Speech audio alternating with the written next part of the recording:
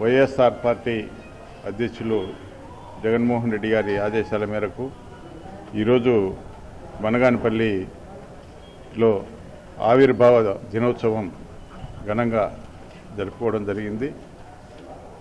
దాదాపు 14 సంవత్సరాలు పూర్తి చేసుకుని 15వ సంవత్సరంలోకి మరి వైఎస్ఆర్ పార్టీ అడుగు పెడతా ఉంది.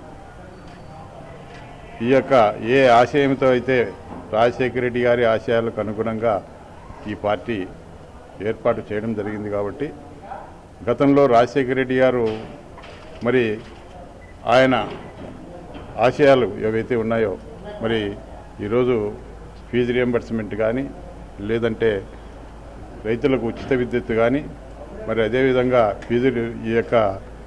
ఈ రాజీవ్ ఆరోగ్యశ్రీ కానీ ఈ విధంగా చెప్పుకుంటూ పోతూ ఎన్నో మంచి కార్యక్రమాలు చేసి ఈరోజు ప్రజల గుండెల్లో దేవుడిగా రాజశేఖర రెడ్డి గారు నిలిచిపోయినారు. మరి ఆయన పేరు మీద ఈరోజు పార్టీ అనేది రావడం అనేది చాలా గర్వకారణం. మరి రాజశేఖర రెడ్డి గారు ఆశయాలను మరి క్రమం తప్పకుండా జగన్మోహన్ రెడ్డి గారు కూడా అమలు చేస్తూ ఉన్నారు. ఈరోజు 5 సంవత్సరాల కాలంలో జగన్మోహన్ రెడ్డి గారు ఎన్నో మరి సంక్షేమ కార్యక్రమాలను అమలు చేయడం జరిగింది.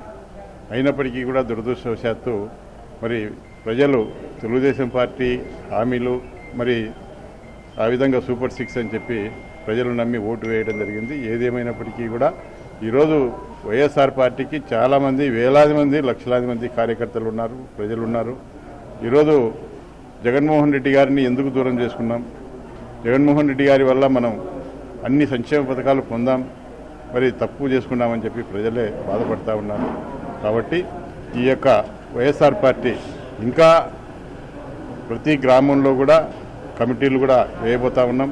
మరి గ్రామ కమిటీలు అయితేనేమి, మండలం కమిటీలు అయితేనేమి, జిల్లా స్థాయి కమిటీలు అయితేనేమి కూడా అన్నీ కూడా పూర్తి చేసుకొని ఖచ్చితంగా రాబోయే ఎన్నికల నాటికి తప్పకుండా ఈ యొక్క అధికారం మళ్ళీ వైఎస్ఆర్ పార్టీకి వచ్చేదానికి ఈరోజు మరి సోషల్ మీడియా కానీ, ప్రజలు కానీ, కార్యకర్తలు కానీ, నాయకులు కానీ అందరూ కూడా మరి బాగా సహకరిస్తూ ఉన్నారు. మరి ఈరోజు ఫీజు రియంబర్స్మెంట్ కూడా నంద్యాలలో ఈ యొక్క కార్యక్రమం చూసుకొని నంద్యాలకు కూడా వెళ్తూ ఉన్నాం. తప్పకుండా ఆ కార్యక్రమంలో పాల్గొని తప్పకుండా విజయవంతం చేయాలని చెప్పి ఈ సందర్భంగా కోరుతున్నాను.